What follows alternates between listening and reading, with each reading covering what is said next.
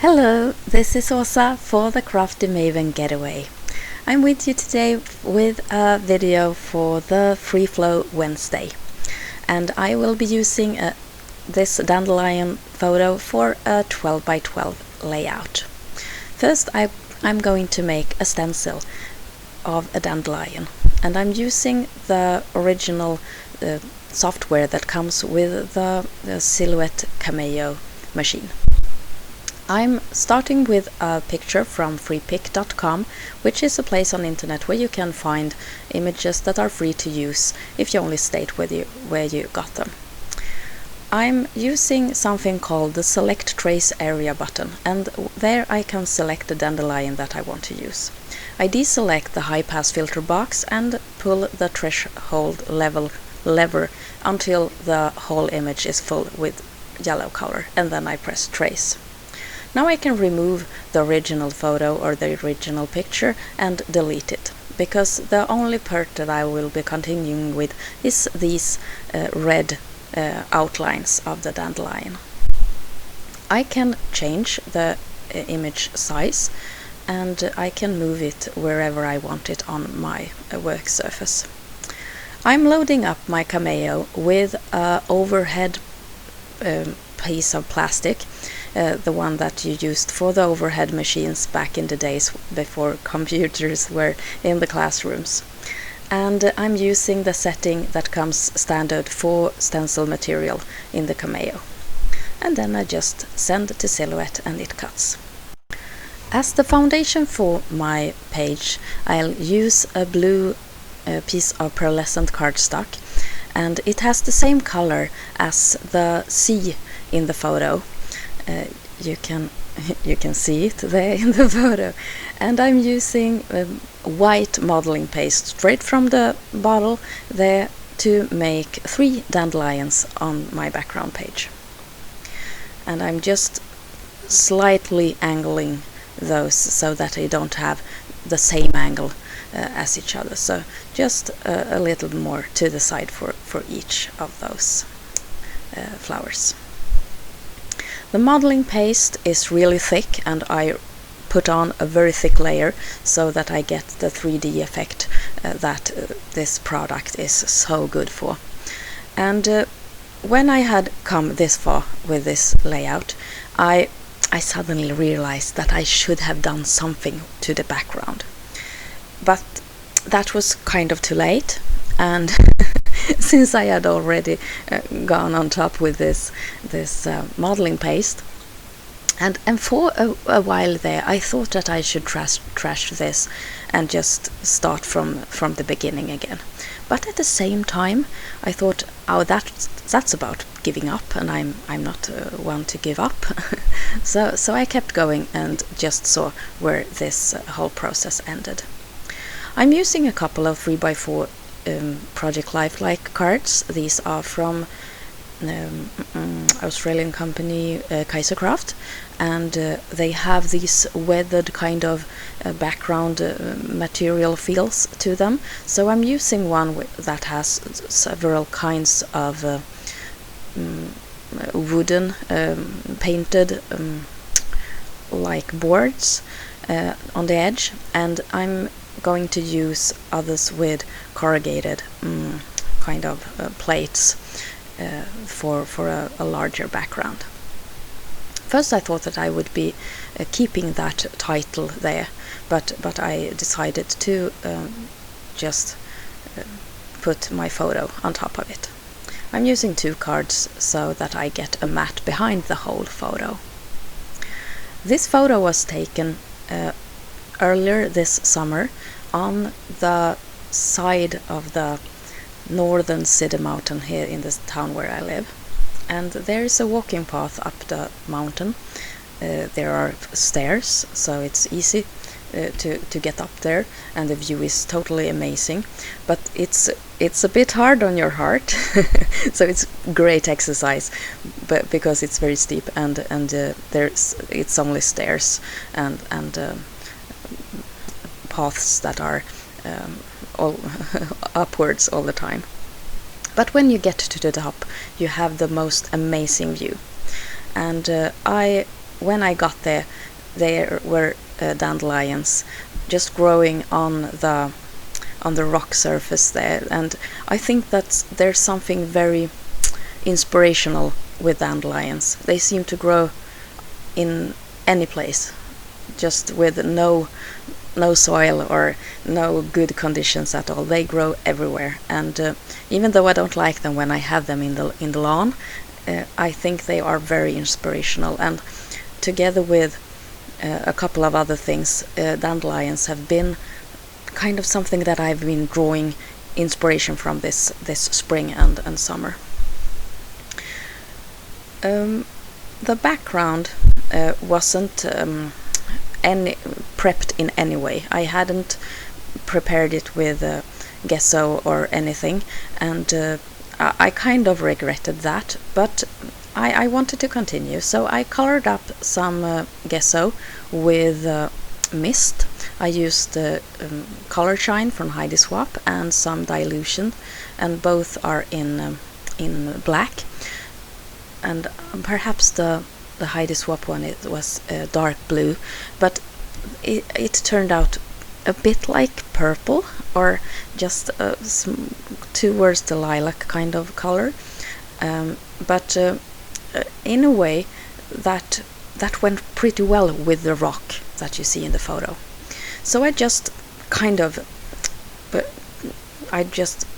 try to get an uneven layer in the lower part of the page with my palette knife, and then I just dry it with the heat tool.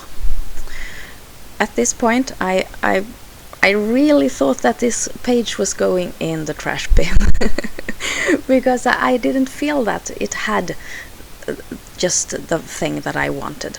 So when I started spraying, it was just like playing. I thought, let's make a mess. I won't keep this anyway. But then something happened. When I sprayed, the spray reacted with the untreated surface of the cardstock in a very fun way, and I got the initial spray pattern perfectly behind those dandelions, and it soaked up instantly. And on the gesso I could rub the spray towards which end I wanted it, and I did so with a baby wipe, and tried to make it blend into the rock surface I had there on the photo. And I started to like this page because the spray made something really special with this, and I decided to keep it, and I even decided to make this my first page for the Crafty Mavens, for the Crafty Maven Getaway. I got a small piece of that corrugated plate left, and I decided to use that as a corner treatment in the upper left corner to kind of pull some weight towards that side. And the photo will be on the lower part of the page, covering up a lot of that messy kind of painted rock going on there. But it's just a shadow, and I think it will become a really nice foundation for this photo block.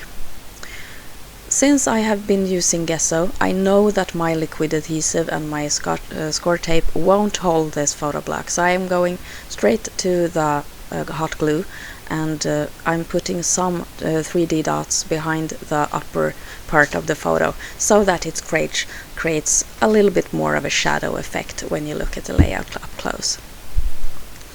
And this is something that I really like at this stage in the process, that I have this contrast and the messy kind of rough feel to both the pattern paper and also the background piece that's framing the photo. I cut off 1.5 centimeters of the upper side and the side of each side, so that I can mount this whole piece onto a white piece of cardstock. And that frame also helps to lift the whole layout and also bring some of the light white into the color scheme. I have bright white already in the notebook border on top of the photo, and the dandelions are pretty much white, and I thought that this white border complemented that very nicely. I'm trying to rub off some of the spray from the modeling paste, and I succeeded in some places, but as a whole thing, it worked out really well. The modeling paste didn't soak up a lot of the spray anyway. Now I wanted to make some kind of title for this page, and I thought of dandelion. English isn't my first language. I'm Swedish, and the Swedish word for these flowers is not very nice. It's worm rose, translated directly, and it doesn't sound really nice. But I think the English word is so much better. So I decided on dandelion, and first I thought that was going to be the whole title, but later I will add something more. And I found this thickers font in my collection, and it is one of those fluffy kind of thickers. They don't make them very often, and they are very hard to work with.